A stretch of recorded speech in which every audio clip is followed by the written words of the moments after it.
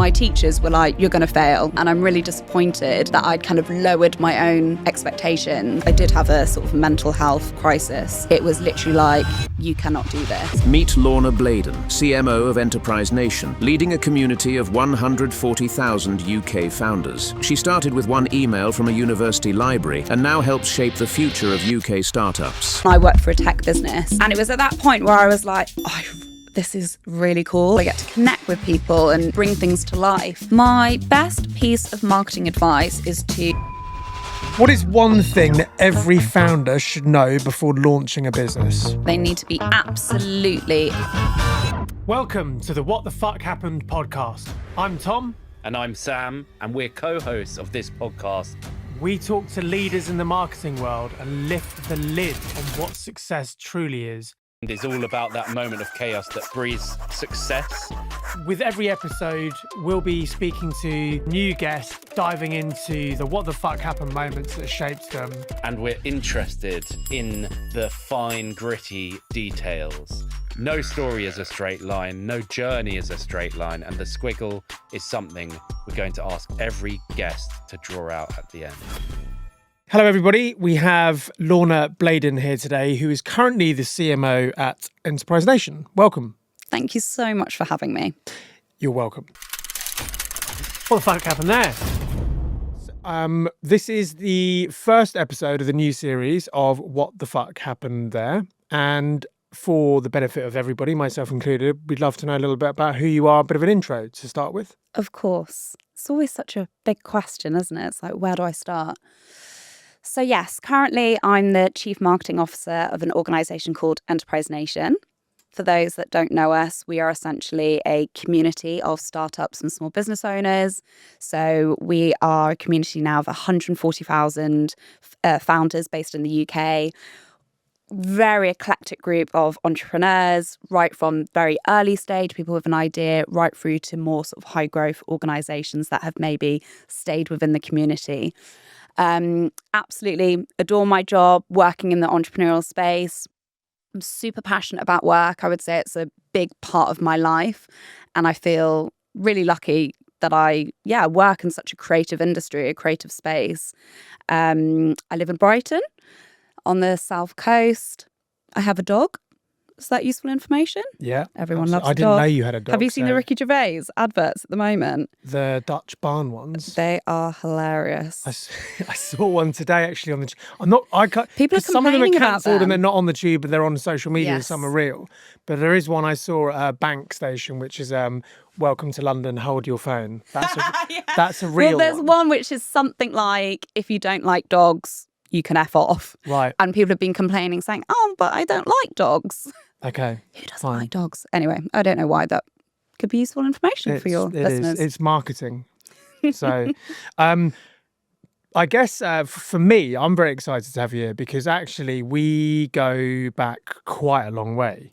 You do. And in season 1 of this podcast, I sat with Sam and talked about our journey. And I think I made reference in that to some of my early days of videography. And yeah, I mean, I must have been early 20s when I filmed what was then Startup Britain, or is that the same as Enterprise Nation, or was that It's a different organisation. different organisation? But you were there prior I was to there. Enterprise Nation, right? Correct.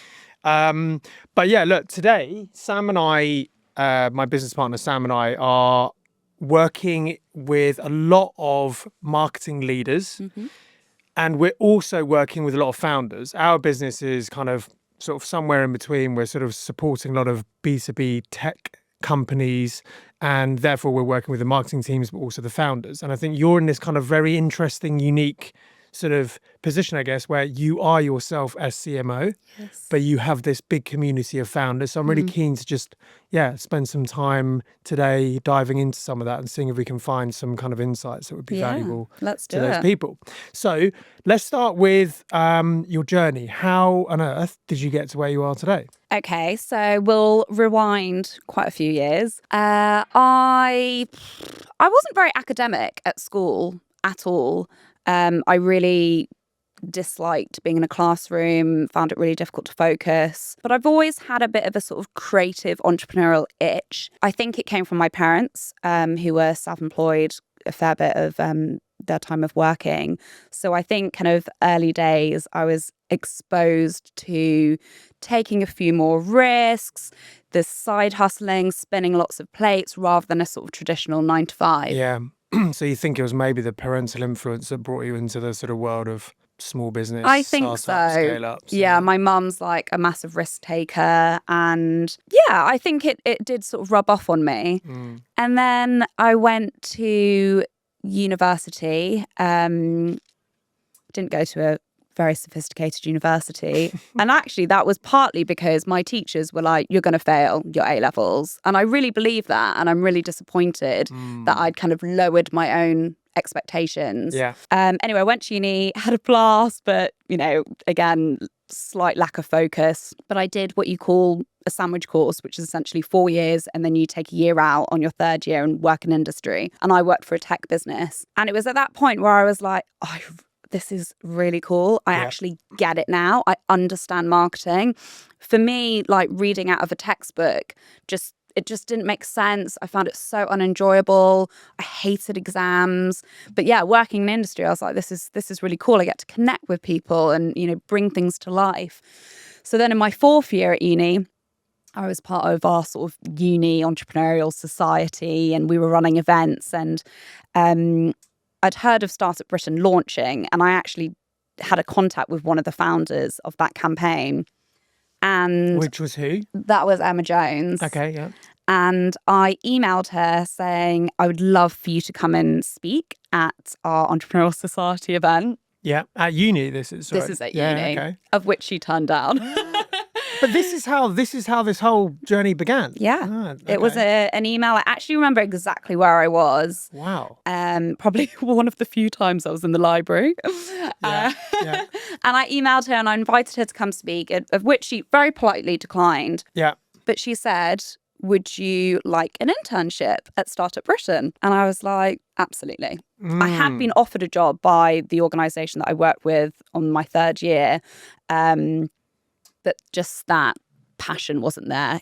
It was a CRM software company. This sounded way more exciting, and it was in London. So That's quite a pivotal email in your life. yeah, Or your in professional fact, life. I really want to find that email. It was back in the day when I was using Hotmail, of which I haven't used for a long I time can't now. log into my Hotmail account. I know, it'd be This so still exists. hilarious though to see those emails. It was kind of like, well, it wasn't MSN Messenger days, but when Hotmail was cool. So then I graduated, May 2011, and literally weeks after, I was thrown into the deep end running this campaign with 8 very high profile entrepreneurs who were working extremely closely with UK government, running this high profile campaign that at the time actually had quite a lot of backlash because it was associated with government. And people thought that government had thrown in a lot of money, of which was not true. So when I started the campaign role, and it was a sort of marketing events role, we had a huge Twitter following, a huge newsletter database, but just nothing had been done with it. Because I think everyone was a bit like, oh, shit, this is really kind of launched in a way that maybe they didn't expect. But it was a blank canvas. And Emma is just such a dynamic individual, and she kind of became CEO or campaign director of Startup Britain. She still ran her own business on the side, which I'll explain more about later. And yeah, it was me and this young chap called Jamie, and we had to just do crazy shit. Just bring campaigns to life. No experience whatsoever. Yeah. We were going to Number 10. We were in boardrooms with CEOs. And we just had to bring concepts to life. Big, large-scale events, national bus tours, sending out campaigns, email campaigns to tens of thousands of founders, working with press. No experience. It was just all making it up as we go along. We should probably mention or note Or just would you mind just sharing with everybody who this Emma actually is? Because she's Yeah. actually now in quite a prominent role, right, within the kind of UK SME scene. Yeah. So she's got an incredibly high profile, but she's also a dear friend, a mentor, big sister. She's still has a very pivotal role in my life, and supported me in so many ways in my career trajectory and personally. But yeah, so Emma is the founder of Enterprise Nation. She started the business in 2005, and then she also became a co-founder of Startup Britain, which is a campaign that is no longer, but hopefully still has some form of legacy. Yeah. I do believe that we inspired and accelerated enterprise quite significantly, and hopefully that's had some form of ripple effect. So I've worked with Emma for coming up to 15 years, more or less. But she sold Enterprise Nation. Was it last year or the year before? It's all a bit of a blur. I think it was the last. Well, Was it I last? certainly saw like the public announcement of a new role. Was this year? Yeah, Was it it last was year? the year before that. Yeah. And I was part of that process. Yeah. And yeah, she's now Small Business Commissioner. So essentially that role is... She'll be cringing if she watches this because I probably won't articulate it very well. But essentially helping government understand the consequences of late payment and creating policies around that to support small businesses when it comes to being paid promptly.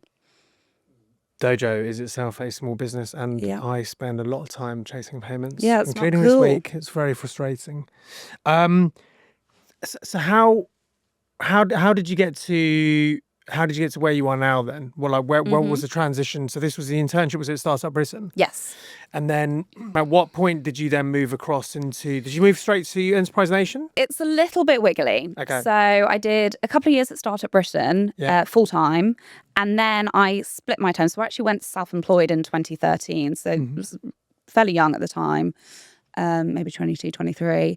And I split my time not only 2 ways, but actually 3 ways. So I worked at Startup Britain, doing events and campaigns, and then a similar sort of role at Enterprise Nation. And then I also picked up another gig working for Moneypenny, which is an organisation my goodness, based in Wrexham. Yeah. They needed someone in London who knew the startup scene. Right. Gorgeous business. So you've had quite an influence on my professional career then, because my first agency, Wild Lion Media, which is who we did the work with at Startup Britain, I remember like being a solo entrepreneur and thinking I need to give everybody the impression that we're a bigger business. Yeah. So I used Moneypenny, and I had this whole like I had a receptionist who used to answer the answer the phone. Wow. Not that it rang very often, but I did do like a Google paid ads campaign. But I remember Moneypenny, Yeah. They're still going now as well, right? Hugely successful business. The culture of Moneypenny is just wonderful. I only worked there, I worked there for a fair amount of time on a freelance basis. This is where my journey gets a little bit wiggly. So I actually left Enterprise Nation in 2015, and then I went to work full time for Moneypenny as the head of partnerships for about 9 months. And I stopped that role because I really struggled working essentially in isolation. Yeah. And that was actually quite a tricky year for me. That was 2016. But my boss at the time, Joanna Swash, I think she's got an MBE. She, again, I feel really lucky that I've had very strong female leaders have my back quite a lot in the sort of last 10, 15 years that I've been working. And she was definitely one of them. And yeah, because it felt like they took a punt on me, and I knew that it wasn't working. And yeah, she was really supportive in that period. But at the time, it was incredibly scary, and I didn't know. I just quit without nothing to go to. Yeah. But then some beautiful things just landed as a consequence. And I think you do have to listen to your gut when things just aren't aligning for whatever reason. And I've left that organisation, but I will always fly the flag for Moneypenny in the same ways that I've done for other organisations that I've worked for. So 2 things. One is, in hindsight, is that a bit of a like, what the fuck just happened there moment? Like in terms of quitting, ending without any Yeah. I mean, maybe for you though, like you've mentioned your parents and you've obviously been working in this community, businesses, startups, entrepreneurs. It's the world I've been in, I guess. And for me, I don't really see any of these things as risk. It seems more normal. But I think for a lot of people in more like career-based jobs, what you've done there would be like, I don't know. I don't even think most people Yeah. could do that without knowing what was coming next. Or I'm maybe you quite- had no choice. I don't know. I'm quite black and white. I'm either in or I'm not. Yeah. I'm very passionate about work, but when I'm not, I do really struggle. Yeah. But it did impact me quite hard mentally, that period. So yeah, I did have a sort of mental health crisis, and I had convinced myself that I could not do the job. Right. So that inner dialogue became so strong. Yeah. It was literally like, you cannot do this. And working in isolation, that probably doesn't help. Exactly. And that was really, like quite a bleak period. And I've had other moments in my life where that period has unfortunately repeated itself. But I think each time I just become a little bit stronger and know how to cope with it. Yeah. Yeah. And yeah, but it was very scary. And I think you mentioned my parents there, but the fact that they were quote unquote successful actually made it harder in a way, because I was like, gosh, they put me through this education and they've got it all together, and that pressure actually felt harder in a way. But I was just putting it on myself completely. I was giving myself a really rough time, and I think a lot of people do that. Yeah. And I'm not entirely sure why. Even now I'm 37, I'm still kind of figuring that out and unpicking it and learning about myself. I am also 37 and I think I had my whole 20s, because I started a business. I didn't go to university. I went to a good school as well. I had a good education, supportive parents, successful dad, and felt the pressure of like nearly every single friend I knew went to university. I didn't. I went to film school, but that's because I was messing about and didn't know what to do. And then I set up a business, and like after 3 years, it just like wasn't working and quit. And I don't think I learned how to talk to anybody about anything until I was in my 30s. So for like the whole of my 20s, I think I just like kept it all in, and that is pretty tough. Yeah. But I do think it's like a lot of people have this kind of stuff. Massively so. So in that period where I had my mental health blip and I'd quit my job, and there was an organisation at the time, I don't know if they're still around, called Sanctus. And they were all about creating a safe space to talk about mental health. And they invited me to talk. I don't even know how they found out about me. And I remember, and I was feeling good at that time. I'd kind of come out of that sort of dark period, and I shared my journey about the fact that I'd, had this crisis, and I was really low in confidence and so low self-esteem, and I really wasn't sure what to do with my life. And I was thinking like, oh my God, where am I going to end up? Anyway, I shared the story, and so many people came up to me afterwards and said, that's my story. Like I could have literally said the exact same thing right back at you. So when you're going through these tough periods, you think that you're alone, but you're really, really not. Yeah. And I feel so, I say happy because it's bittersweet. I'm not happy that there needs to be so many services to support people with mental health. But as time has progressed, like I know a grassroots, I think they're a charity called Andy's Man's Club. I think that's what it's called. And they specifically support men and create sort of localized sort of groups, and I know the impact that they've had is immeasurable, I'm sure. So I feel grateful now that there's more access to support where you can find people to speak to, whether that's in groups or one-on-one settings. But at that time in 2015, actually it wasn't spoken about that much. I didn't really understand what anxiety was. Obviously now it's, I think, a slightly overused word. Maybe, yeah. I mean, I like to think that, I think the fact that it's just a bit more normal or acceptable to sort of, or just more people feel it's more normal to share a problem. That's probably the main thing. But I think that's more just adults, right? When you're kids, you kind of share stuff anyway, or like parents talk to kids and vice versa. But I think at some point you grow up and I don't know, it's like embarrassment and shame, and you just don't want to talk about things. You close up. But for sure. I think talking I've helps. learnt, though, it's also a massive strength. And a lot of it is just really learning about yourself. Yeah. But life, you mentioned like you wish that you didn't have to have all of these avenues in order to talk, but then life isn't supposed to be easy. It isn't easy. Like without like really shit times, you don't have the big you highs. wouldn't enjoy the good and you know, times. you can't get around death, or you know, you're going to have moments in time where you're going to be distraught and upset and emotional, and relationships are going to end. If you got rid of all of those things, life would be Dull. pretty dull.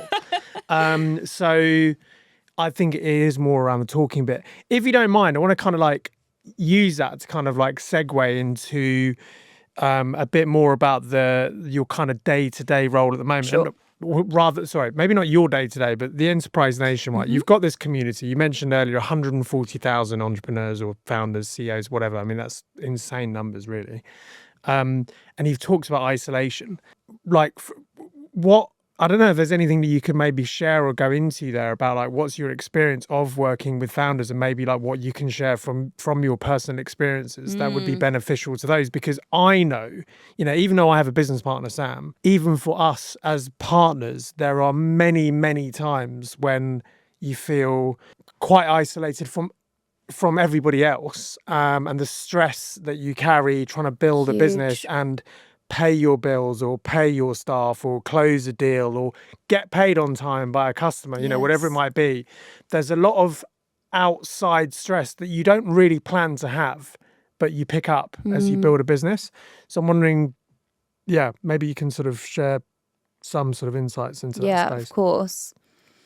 Look, there's no denying, even though we're an extremely positive organisation, Enterprise Nation, it's not technically one of our values, but we always try and, you know, look at the bright side. And, you know, there's so much greatness that comes out of the freedom and the flexibility and bringing your idea to life, and, you know, everything that comes with entrepreneurship. But it is really fucking hard, you know. And, you know, this year the economic landscape has been really tricky, and what we try and preach at Enterprise Nation is just don't start your business in isolation. You can be a solo founder, that's absolutely fine. But one, don't hold on to your idea too tightly, and don't hold on to it too long as well. Get it out into the world. Talk to people, whether that's virtually, in person. And I feel, again, like we're in such an exciting time that the barriers to entry with entrepreneurship have never been lower, particularly now with AI. So even though you're running your business on your own, you can have a team of little minions that are supporting when it comes to, you know, your accountancy or, you know, writing your business plan, your admin, sorting out your inbox. It's really, really cool. It is exciting. I've had so many different conversations with different people in this space, and one of the things that always sticks with me, and one of the things I always try to impress on people, is you don't need to have it all figured out either, or perfect from the beginning. It doesn't need to be ready. You don't need to have the website built. You don't need to have the logo. You don't need to have the perfect pitch. And people, the best thing to do is just to start. But people are so worried about, you know, rejection, I guess, on that first thing. But that's kind of part of the journey. You want to like test stuff. Yeah. You almost want to fail fast so that you can pick up these mistakes and build and learn and amend and change and tweak, so that you get to a place where whatever it is you're doing is working. I always feel really conflicted about this because I love brand and I'm a complete perfectionist, and I like things to look good, sound good, all of the above. However, you have to be comfortable with being uncomfortable. And actually that scrappiness of launching a startup, there's uniqueness and personality to that. And now, particularly with and now, particularly with the rise of AI, there is such a lot of, I think they're calling it like AI slop. So I'm all for, you know, polished marketing materials, but actually just being yourself, being authentic, getting out there in front of cameras, speaking to people, going to events. That's what it's all about. So don't hold your cards too close to your chest. Get it out there. Fail fast. Launch ugly. Oh, I like that. Fail fast and launch ugly. Yeah. That's nice. I want to also flip this into like frame this as a bit more of a positive conversation. Not that it isn't. Not that it isn't. But we have. But I'm a very optimistic person. Yeah, no, I know you are. Can you tell me if there's any like a founder story that has stuck with you during your from your career today? Like any like and not because it's been bad, and a positive story. There are so many, and I actually really like the small stories. So many people come up to me and they're like, "What's your biggest success story?" Success to me is someone being redundant, but actually using that as that opportunity to do something that they've always wanted to do, or, making light of a problem that has really impacted their family and they've solved it with some form of solution. Mm-hmm. So one just that comes to mind now is a chap called Ryan, and he runs Borough 22 Donuts. Okay. And do they sound like they sell donuts? Yes, they are gluten-free. I think dairy. They're like free of all of the stuff. Okay. Sugar? And I don't know. I don't know. I should know. For me, they are delicious. But he birthed that business out of a pain point, which was his children suffered from various different intolerances, but he still wanted them to enjoy that sweet treat. So that's how his business came about. I adore it when people come up to me and say, yeah, it was, your event, your startup show, your podcast, your newsletter that inspired me or just gave me that little step up. I get a big kick out of that. And that's actually why I've worked at Enterprise Nation for such a long time, and why I think, my team wake up every morning and work so incredibly hard. It is knowing the knock-on effect of your work. So we work with big corporate partners at Enterprise Nation, Uber, Vodafone, TikTok, you name it. But we do it for the small guys. Yeah. Well, I mean, we've been lucky enough, haven't we, to just literally work on a campaign with you with Constant Contact and Channel 4. Yeah. And unfortunately, I wasn't able to go to Lauren's event. But did you go to the O2 event? Yeah. I mean, Eve went and sent us all sorts of pictures and whatever. But I mean, for those that don't know, there was a campaign, Small Business.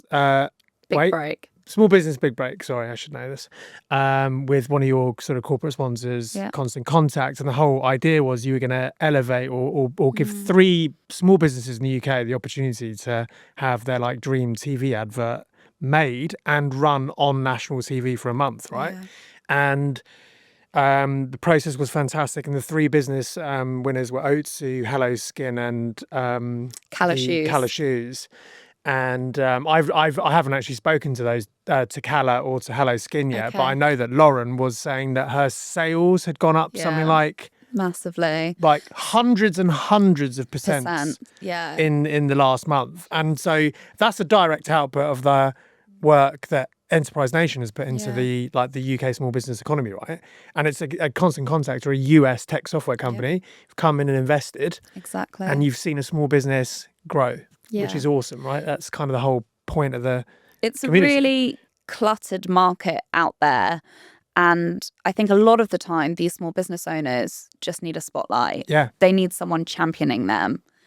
And, what better opportunity than getting them on Channel 4 for a month? Yeah. And I know there was one of the female founders that won. I think she suffered with a little bit of self-confidence, was very shy in front of camera. And there have been other positives of that campaign, not just, having her advert on television and the sales and everything that's come with that, but actually for her, it's like, you've got this. You are an entrepreneur. You are doing this. And that kind of validation, I think, again, is just really beautiful to watch. All 3 of them, super grateful. Yeah. That was a really cool campaign to be part of. We've just done another, this is a grant campaign, which we've been running with Vistaprint, and we have selected 5 high street businesses across the UK to win £5,000 and, various different other sort of marketing support. And I know, and I wasn't part of the judging, so don't say that I was biased, but one of the retailers in my local area has won. She doesn't know it yet. And I cannot wait to tell her. There's And a that, teaser. This is a retailer in Brighton, is it? Or you're not allowed to share? you know what, I can share if this is launching in Jan. It's a neighbourhood store, the Okay. most beautiful shop. So when I moved Yeah. to Shoreham, which is just outside of Brighton, first I didn't want to move to Shoreham because I was just like, I'd moved from London. I was like, oh God, who's heard of Shoreham? But when I arrived, there was this beautiful, creative, independent shop on the high street, and I walked in and I was like, this is a bit of me. It actually looks like the inside of Enterprise Nation in terms of the innovation, the different types of products, the personality. And yeah, she's really struggled. It's really, really tough out there. And she's actually had to move shop because of rising rates and all sorts. So now that I know that she won that grant, I'm So just now I'm in chuffed. another what the fuck has just happened here moment then, really. There's quite a few of these like interweaving Yeah, stories going on in your exactly. life.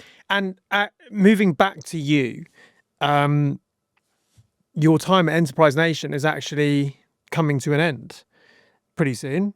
And you will be moving on to Pastures New. So I would love to hear a little bit Yeah. about what's next. Oh, I feel a bit emotional you saying that. I am. Enterprise Nation has been and will always be, a big part of me and my life and my journey.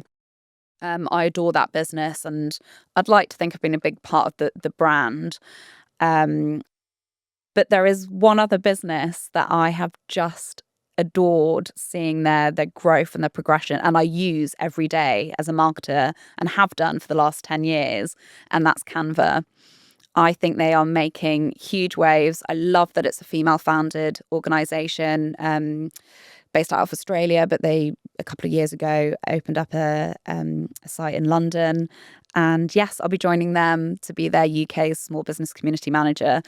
And I'm so proud of myself, and I'm so delighted because there aren't many organizations that I would work with, because I think if I wasn't doing Enterprise Nation or maybe working for the likes of Canva, I probably would be running a small business myself. Yeah. So what do you want to bring? I mean, congratulations Thank first. you. What do you want to bring from your kind of world of small business within Enterprise Nation to Canva then? Because I mean, Canva are they're a tech company, Yes. right? Really. But obviously, I know what they do, of course. But yeah, what are you looking to sort of bring? And you mentioned you're moving into the small business community manager team. Is that still sitting within a sort of under the guise of marketing, or is that like a completely separate new area So for it's you? the first small business community manager across the world. Okay, So no pressure. no pressure. You've made the role for yourself. Okay. Not quite, but yeah, we'll say it's yes. And I think they just acknowledge the impact and the growth of startups and small business owners and the opportunity. It's gigantic.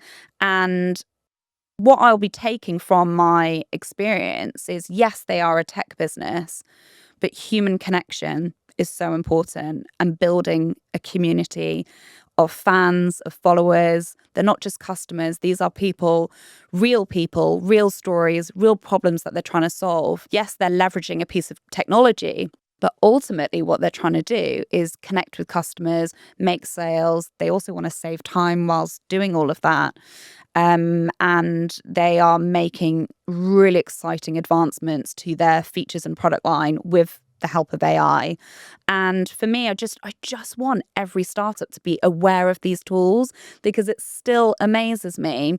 Something that I've set up in Shoreham is a small networking group called She Shoreham, and I was there last night. And there were 35 women in the room, and we had a beverage business speaking, a female founder, and she was sharing about her story and kind of like what's next, and maybe talking through some of her pain points and problems. And I was like, I bet she doesn't know about, X, Y, Z.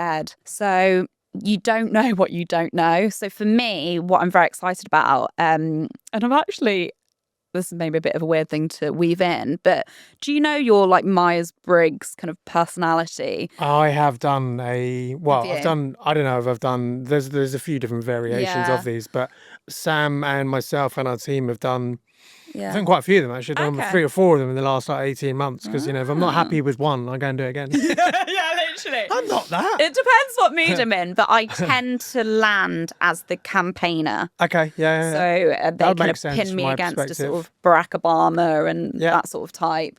I like to fly the flag.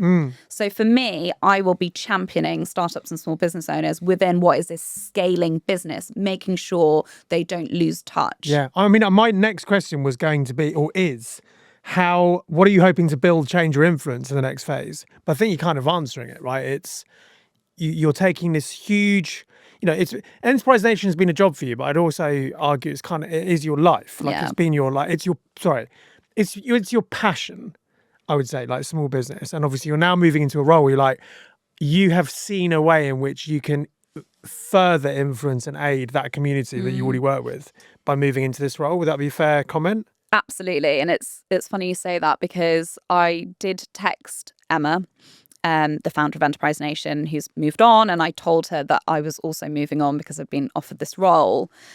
And I'm not going to quote her exactly, but she said something like, you are the heart of the business. And I'm sitting here writing my handover notes at the moment. I'm just like, how do I write that down? Don't lose heart. Yeah. And actually, my handover notes are quite lean because I've been so blessed that I've been able to manage a fantastic team, and they know more than I do now. And actually, that is also, I think, a lesson when you're working in business, whether it's small or big, is don't be the brightest person in the room. Hire people around you who are smarter than you. And I feel really lucky now that, they can just rock on without me. Yeah. I there are obviously elements of nervousness moving business, but I think that's good. Yeah. It's good to be nervous, good to be scared. Good to be nervous, good to be challenged, good to step into something new and be exciting. And I hope we stay in touch. Oh, I'm sure we will. So. I haven't been able to shake you for at least like the last 15 years.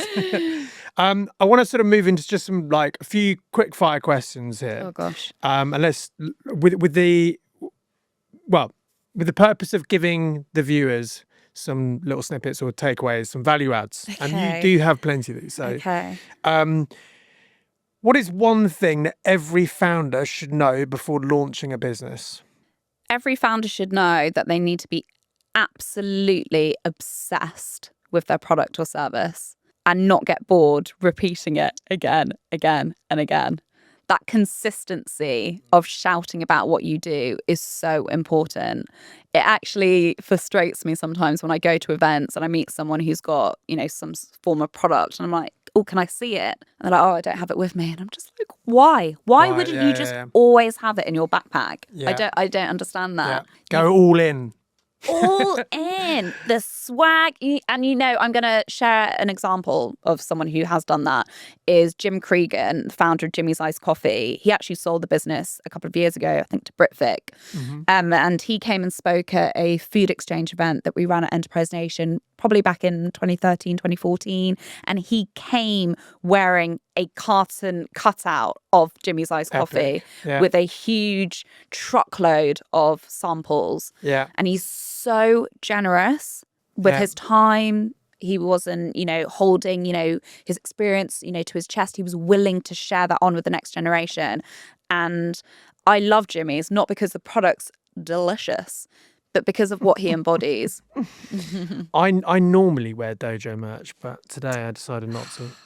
But that's a great piece of advice. What about the best piece of marketing advice that you've ever given a founder? My best piece of marketing advice is to not lose touch of your customers. And again, in this world of I'll say that again. That's going to be like in the bloopers, isn't it? Oh, that's in the trailer. Yeah. In this world of technological change, is that even a word? Yeah, it is. Yeah, it's a word. Yeah. Well, I understood what you were trying to say. There's and I use ChatGPT and Gemini a lot, but please don't forget to get out of the house and speak to people. Talk to humans. Get a list of your most active customers, or the people that are engaging most with your emails, or the people who comment most on your social media, and just say hi. Yeah. It's been a year and a half. Haven't heard from you. I'd love to just... Do you want to go for Jimmy's Iced Coffee or a Borough 22 donut? It goes a long way. Yeah. Agreed. That reminds me, I need to start sending out Christmas cards. Okay. We've done this for all of the guests that have been on the podcast. We have asked them to do this little exercise at the end, which I hope you don't mind doing. I'm putting you on the Hit spot me. here. I guess the premise, well, actually, bit of Dojo Films here. We have a logo. It's a squiggle. I don't know if you've seen it.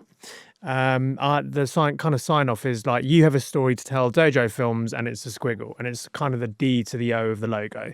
The reason for that squiggle is that it represents the simple fact that no journey is a straight line. And also from our perspective as a creative production company, whatever the job is, even if we're being asked to go and produce a product video or a customer success story over and over again, there's always a different process in every single job. There are some things that are consistent, but it's never just like this like linear line. It's always a squiggle. And so what we've done is we've asked every single guest to close their eyes Okay. and look at the camera. Okay. I'm just going to quickly Yeah, just go like this because I feel That's like fine. I've got a slightly runny nose today. that's fine. And if it's zoomed in, I don't want them to see my snot. no, don't, fine, that's fair enough.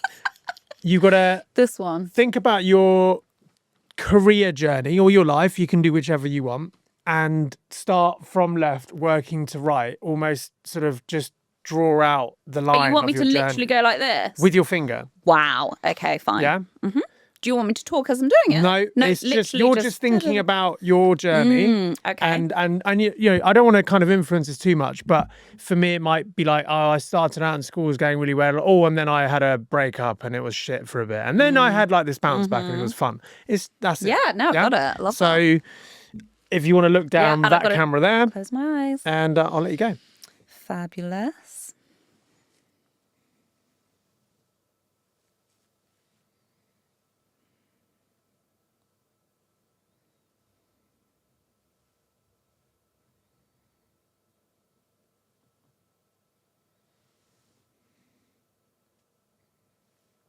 Wow. So Ending off on a high. ending on a high, which is always good, thus proving that no journey is a dead straight line. Absolutely not. Couple of pretty bad moments in there. It looked one, But I'm still one here. very bad, and then but then the point is after that, there's a few peaks. I really appreciate you coming on here.